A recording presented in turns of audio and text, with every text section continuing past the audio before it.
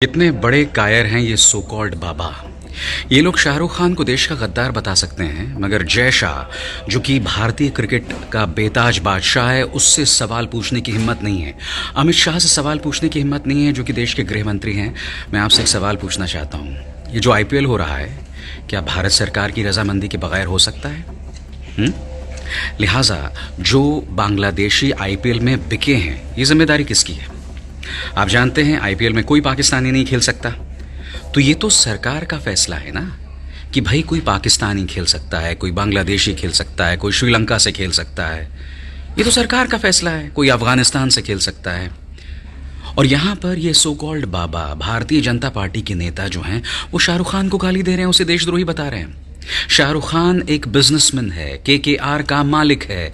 अगर सरकार उसे इजाज़त दे रही है तो जाहिर सी बात है वो अपनी टीम में बांग्लादेश के खिलाड़ी रखेगा। सुनिए ये बाबा जी, ये ठाकुर साहब क्या कह रहे हैं। शाहरुख खान के बारे में अपशब्द कह रहे हैं, उसे देशद्रोही बता रहे हैं, मगर इनमें इतनी सी भी हिम्मत नहीं है कि जय शाह से सवाल कर सके। सुना जाए क्या कह रहे हैं। शाहरुख खान से मिला नहीं, मैं कभी जानता नहीं, देखा है, पोस्टर है कि हाँ कोई एक्टर है, मुझे इससे ज़्यादा उससे कोई लेना देना नहीं। मैं अपने फील्ड में रहता हूँ, मैं अपना काम करता हूँ, मैं फिल्म नहीं देखता, मैं ऐसे काम नहीं करता जिससे दुनिया के चरित्र खराब हो, ठीक है। तो उससे तो मेरा कोई पर्सनल दोस्त, जाति दुश्मनी तो है नहीं, मेरा उससे कोई प्रॉब्लम ही नहीं। प्रॉब्लम यह है कि मैं हिंदू हूँ, मैं हिंदू धर्मगुरु हूँ, और हिंदू मारे जा रहे हैं, बेटियां मारी जा रही हैं, उनकी अस्मिता लूटी जा रही है, वो बच्चे मारे जा रहे हैं बांग्लादेश में, और आप बांग्लादेश के क्रिकेटर को ले आए।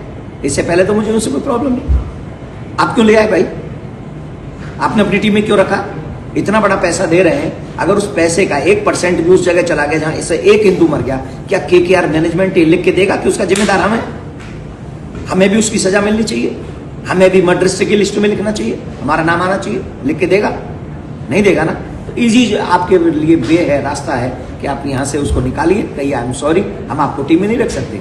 आपका विरोध हमारे देश में हो रहा है, और हो रहा है, उस क्रिकेटर का ही नहीं हो रहा है। मैंने तो कहा है हिंदुस्तानियों से, सनातनियों से, एक भी बांग्लादेशी को अपने यहाँ पर काम मत दो, चाहे वो कोई भी हो, उन सबको अपने यहाँ से निकाल दो। मैंने सबके लिए बोला, बांग्लादेशी क्रिकेट चाहिए, हमसे बात करें ना, KKR मैनेजमेंट हमसे बात करे, उससे अच्छा बॉलर दे दें, ऑलराउंडर दे दें, हिंदू दे दें, ऐसे ऐसे हिंदू दे दें कि मतलब वो मालिक आके खेलने लग जाए तो एक बॉल ना खेले उन पे। आज मैं देवकीनंदन जी से एक सवाल पूछना चाहता हूं। आपका जितना भी कामकाज चलता है लोगों के दान पर चलता है, ठीक है, लोगों को प्रवचन देकर चलता है। मैं नहीं जानता हूं आप खुद कहीं नौकरी करते हैं या नहीं करते हैं, तो मैं आपसे आज एक अपील करना चाहता हूं, क्यों ना मेहनत के दम पर रोजी रोटी कमाई जाए। क्योंकि देखिए ऐसा है, किसी पर कोई भी टिप्पणी करना बहुत आसान है। शाहरुख खान का जो पूरा साम्राज्य है ना, वो कई सैकड़ों लोगों को नौकरी देता है। शाहरुख खान की वजह से कई लोगों की रोजी रोटी चलती है, मगर आप इस मंच पर बैठकर, आपकी इतनी बड़ी जिम्मेदारी है, आप सिवाय नफरती प्रवचन के कुछ नहीं करते हैं। आपके कई बयान मैंने सुने हैं जो नफरती प्रवचन वाले हैं। इसके अलावा मैंने देखा है कई बार कि आप भारतीय जनता पार्टी के पक्ष में काफ़ी चीज़ें कहते हैं। ये बात मुझे समझ नहीं आ रही कि आप ऐसा क्यों कर रहे हैं, आप क्यों भारतीय जनता पार्टी के लिए सब कह रहे हैं। आप तो एक धार्मिक व्यक्ति हैं ना, आप एक धार्मिक व्यक्ति हैं, आपको किसी पॉलिटिकल पार्टी का समर्थन तो नहीं करना चाहिए, आप फिर भी वो सब कर रहे हैं, ऐसा क्यों, मैं समझना चाहता हूं। और बात सिर्फ देवकीनंदन ठाकुर जी की नहीं है, भारतीय जनता पार्टी के नेता संगीत सोम भी शाहरुख खान को गद्दार बता रहे हैं। अरे क्यों नहीं हिम्मत जतलाते और जय शाह पर प्रहार करते। सुनिए संगीत सोम क्या कह रहे हैं।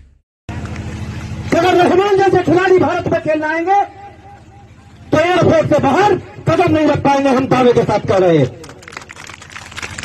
समझना चाहिए शाहरुख खान जैसे गद्दारों को कि जिस तरीके की गद्दारी आप देश के साथ कर रहे हैं, आपको यहां तक अगर आज पहुंचाया तो इस देश के लोगों ने पहुंचाया।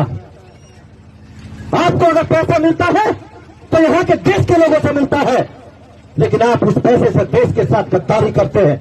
आप कभी पाकिस्तान को चंदा देने की बात करते हैं, कभी रहमान जैसे खिलाड़ियों को खरीदने की बात करते हैं।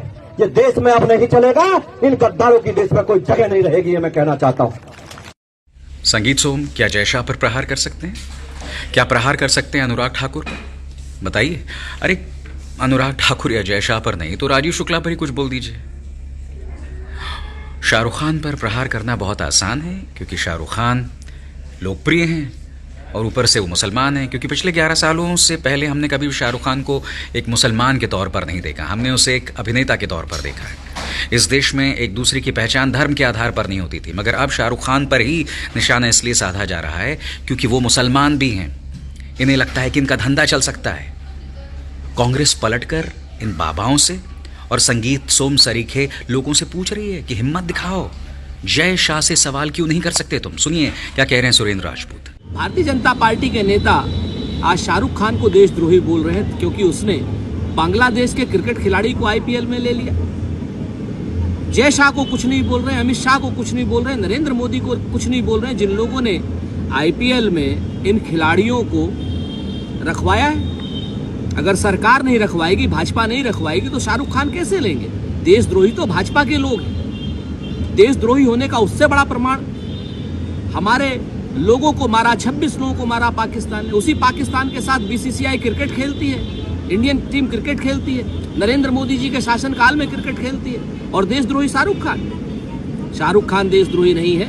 भारतीय जनता पार्टी के नेताओं की मानसिकता देशद्रोह की है, हिंदू मुसलमान करने की है इन लोगों की मानसिकता। जो भी भारतीय जनता पार्टी के नेता शाहरुख खान को देशद्रोही कह रहे हैं वो सारे के सारे देशद्रोही हैं। उन लोगों की हिम्मत नहीं है, हैसियत नहीं है, हौसला नहीं है कि वो अमित शाह जी को, जय शाह जी को या नरेंद्र मोदी जी को कुछ कह सके। अगर हिम्मत है तो उन लोगों को कहिए जिन लोगों ने पाकिस्तान से क्रिकेट खिलवाया है हिंदुस्तान की टीम को, और वो सिर्फ और सिर्फ भारतीय जनता पार्टी और नरेंद्र मोदी की सरकार है जिसकी वजह से पाकिस्तान से हिंदुस्तान की क्रिकेट टीम मैच खेली है। शाहरुख खान देशभक्त हैं, उनको किसी प्रमाण की आवश्यकता नहीं। और आगे बढ़ने से पहले एक जरूरी संदेश, मेरे कार्यक्रमों के लिए आप नोटिफिकेशन का इंतजार मत कीजिए। मेरे चैनल में जाइए और खुद जाकर कार्यक्रम देखिए और रहिए अपडेटेड।